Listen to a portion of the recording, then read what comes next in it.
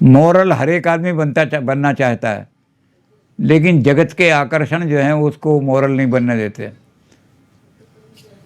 वो कहीं ना कहीं कांप जाता है, इमोरल काम कर जाता है। तो मोक्ष कैसे प्राप्त होगी? तो रामानुज ने कहा कि प्रपत्ति जो है वो मोक्ष का साधन है, ज्ञान साधन नहीं है। ज्ञान से मोक्ष प्राप्त नहीं होती, ज्ञान से तो अहंकार आ जाता है। जो ज्ञानी है उसके अंदर बड़ा अहंकार आता है, मैं ये जानता हूँ, मैं ब्रह्म हूँ। ज्ञानी के अंदर से क्या निकलता है? अहम ब्रह्मास्मि। तो पहले अहम का शब्द निकलता है। और भक्ति में क्या होता है? अहम नहीं है। जब मैं थी तब हरि नहीं, अब हरि है मैं ना है। प्रेम गली अति सांकरी, या मैं दो ना समाए। जब मेरे अंदर मैं थी, मैं बकरे के अंदर मैं होती है, मेरे अंदर भी जब मैं थी तब हरि नहीं, भगवान नहीं थे मेरे, भगवान नहीं मिले मुझे। तो जब मैं थी तब हरि नहीं, अब हरि है। अब मेरे मन में हरि आ गए हैं, मैंने उनकी शरण में अपने आप को अर्पण कर दिया है, तो मेरी मैं निकल गई है। अब तो तू ही तू है। जिस चीज़ को देखता हूँ वहाँ तू ही दिखाई देता है, क्योंकि हर आकार तेरा आकार है, हर रूप तेरा रूप है।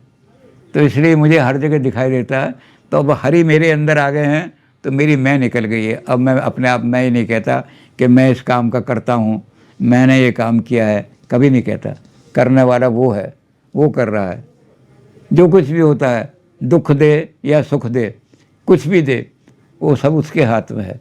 तो मैं अपने आप को पूर्ण रूप से समर्पित कर देता हूँ। और ये प्रपत्ति इसको कहता है उन्होंने। प्रपत्ति माने शरणागति, भगवान की शरण में आना। जब भगवान की शरण में आ जाता है तो भगवान उसको किनारे से लगा देता है, उसकी नाव को। तो मोक्ष का साधन वो नहीं है जो शंकराचार्य ने बताया। शंकराचार्य ने कहा कि ज्ञान से ही मोक्ष प्राप्त होगी, और ज्ञान उसको देना चाहिए जिसका अंतःकरण शुद्ध हो गया है। वो अंतःकरण की शुद्धि के बाद वो अपने आप ब्रह्म बन जाएगा। ये कहते हैं कि अंतःकरण शुद्धि के बाद उसके अंदर अहंकार आ जाएगा।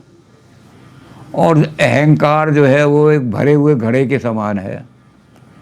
आप तालाब के अंदर जाओ और उस तालाब के अंदर घड़े को डालो, उसके अंदर बहुत चीज़ भरी हुई है, पानी आएगा नहीं एक बूंद भी।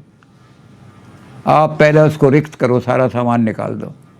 मैं कुछ नहीं हूँ, मैं निकाल दो अपने अंदर, कुछ नहीं मैं तो कुछ भी नहीं हूँ, कण हूँ मैं तो एक, और तेरा दास हूँ मैं तो जब आप खाली घड़ा लेकर के जाओगे तो फिर आपको भरने की ज़रूरत नहीं पड़ेगी लोटे से, वो जल अपने आप आकर के आपके घड़े के अंदर घुसेगा।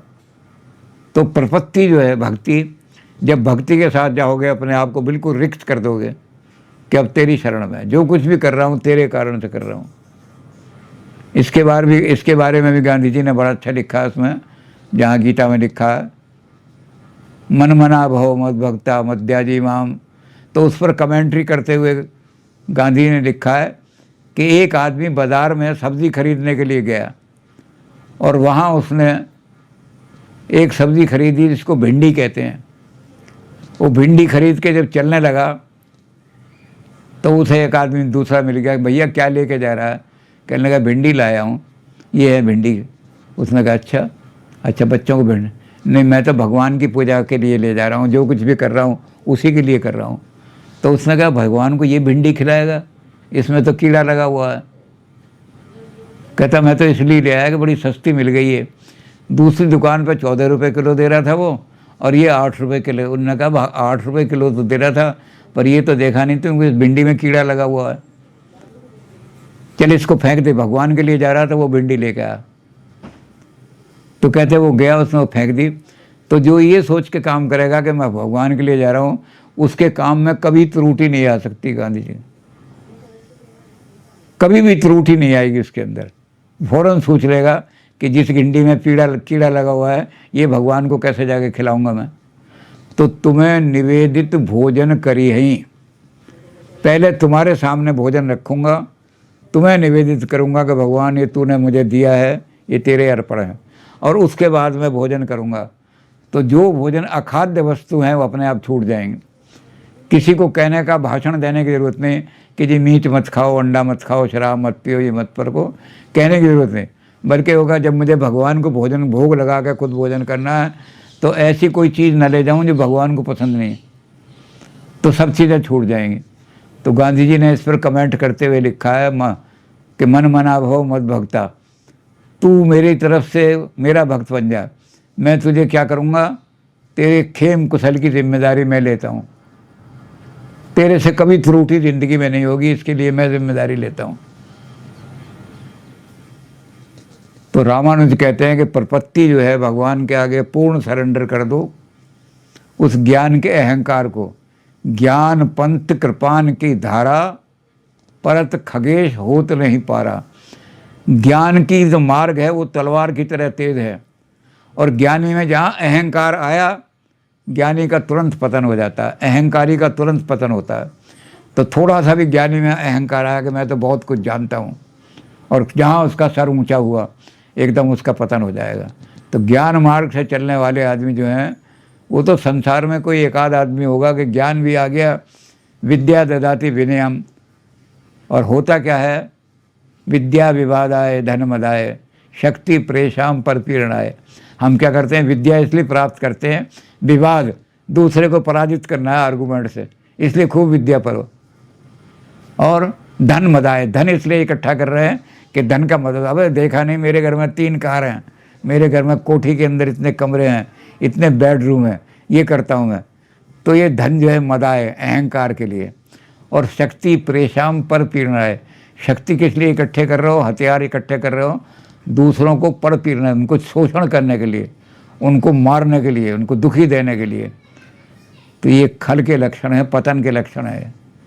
और इसके बिल्कुल उल्टा कर दो, अज्ञानियों का अज्ञान हरण करने के लिए, जो लोग पढ़े लिखे नहीं हैं, उनके पास पैसा भी नहीं है, उनके घर जा कर के पढ़ाऊँगा, तो मैं अज्ञानियों का अज्ञान हरण करने के लिए विद्या प्राप्त कर रहा हूँ, क्योंकि जनता की सेवा ही जनार्दन की सेवा है। और फिर मैं क्या करूँगा, धनम मदाय, धन मदान के लिए नहीं इकट्ठा कर रहा, बन के धन मैं कर रहा हूँ दान करने के लिए।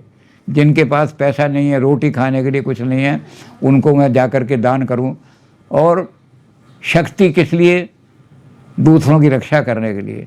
जो दुखी हैं, जिनको क्षत्र का मतलब ही होता है कि जो क्षत हैं उनका त्राण करने के लिए, जिन पर किसी ने जुल्म किया है उनकी रक्षा करने के लिए।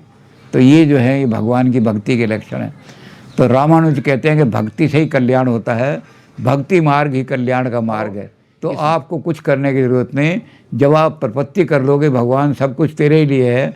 तो जैसा कि इन्होंने लिखा है कि भगवान अपने भक्त को पार लगाने के लिए खुद नौका भेजता है, तुझे पार कराने की मेरी जिम्मेदारी है, तूने अपने आप को मुझे सरेंडर कर दिया है। तो ये प्रपत्ति जब हो जाएगी तो ज्ञान मार्ग जो शंकर का है वो छूट जाएगा, भक्ति मार्ग आ जाएगा। और भक्ति मार्ग में इन्होंने कहा कि भक्ति मार्ग में ना कोई भेदभाव रहता है, ना दार्शिक, ना कोई ऊंच नीच का भाव रहता है। भक्ति में तो ऊंच नीच को, अपनी ऊंचाई जो है वो भी सरेंडर करनी पड़ती है। मैं ऊंचा हूँ, मैं इन लोगों के साथ बैठ के कीर्तन में भजन कैसे करूँगा। तो जहाँ ये बड़प्पन आया, पतन हो जाएगा आदमी का। और जब ये बड़ाई ख़त्म हो गई, अरे सब लोग यत्र गायन्ति मद भक्ता तत्र तिष्ठामि न, जहाँ बड़ी भक्ति के साथ लोग गा रहे हों और मेरा गुणगान कर रहे हों, मुझे वहीं ढूंढ लेना, मैं वहीं बैठा हुआ मिल जाऊँगा। तो ये बड़प्पन जो है ये आदमी को वहाँ नहीं बैठने देता लोगों के साथ। छोटे लोगों के साथ बैठते हुए आदमी कतराता है।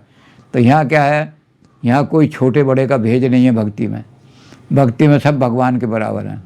जात पात कुल धर्म बड़ाई, भगवान कहते हैं ना मैं किसी की जात पूछता हूँ, ना किसी की पात पूछता हूँ, यानी कौन से परिवार से तुम्हारे हो, ना मैं किसी के बड़े बड़े गुण देखता हूँ कि तुमने ये किया हो, ना उसका बड़प्पन देखता हूँ कि ये मिनिस्टर है, ये प्राइम मिनिस्टर है, ये फलाना है। बस मानो हूँ एक भक्ति का नाता, मेरा नाता एक ही है। जो भक्त है, चाहे वो किसी भी जाति का है, चाहे किसी भी पार्टी का है, वो मेरा है, मैं उसको अपना मानता हूँ। और फिर उसकी रक्षा करना, उसका उत्थान करना।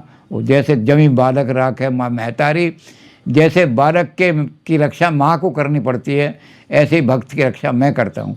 तो रामानुज कहते हैं, रामानुज ने ये भक्ति का मार्ग चलाया, उनके सारे भक्त जो थे ऐसे थे जिसमें हर तरह की जाति के लोग थे। और उनके जो शिष्य थे रामानंद, भक्ति द्राविड़ उप आलवाड़ों संतों से उन्होंने रामानुज ने भक्ति सीखी थी। आलवाड़ संत जो थे उसमें शूद्र भी थे, ब्राह्मण भी थे, पिछड़ी जातियों के लोग भी थे, वो सारे मिलकर के भगवान का भजन करते थे। तो ये रामानुज वहाँ से भक्ति को सीख करके आए थे कि भक्ति ही भगवान को पार उतार देगा। एक बार भगवान के आगे सरेंडर कर दो, फिर आपको कुछ करने की ज़रूरत नहीं। और जैसे आप भगवान के आगे सरेंडर कर रहे हो कि जो कुछ कर रहा हूँ तेरे लिए कर रहा हूँ, अपने लिए कुछ नहीं कर रहा, तो भगवान खुद नौका लेकर के आएंगे आपको पार उतारने के लिए।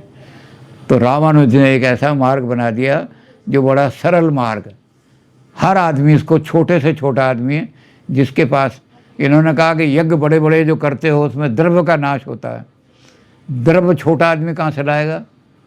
घी बड़ा महंगा है, 1 किलो घी लग जाएगा, तो छोटा आदमी कहाँ से लाएगा? तो उन्होंने कहा वो मार्ग बनाओ जो कि हर आदमी, गरीब से गरीब आदमी, निर्धन से निर्धन आदमी, उसके भी अगर उसका अंतःकरण पवित्र है और वो अपने काम को बड़ी श्रद्धा के साथ कर रहा है तो संसिद्धिम लभते नरा, उसको सिद्धि प्राप्त हो जाएगी, परफेक्शन प्राप्त हो जाएगा, भगवान को मिल जाएगा।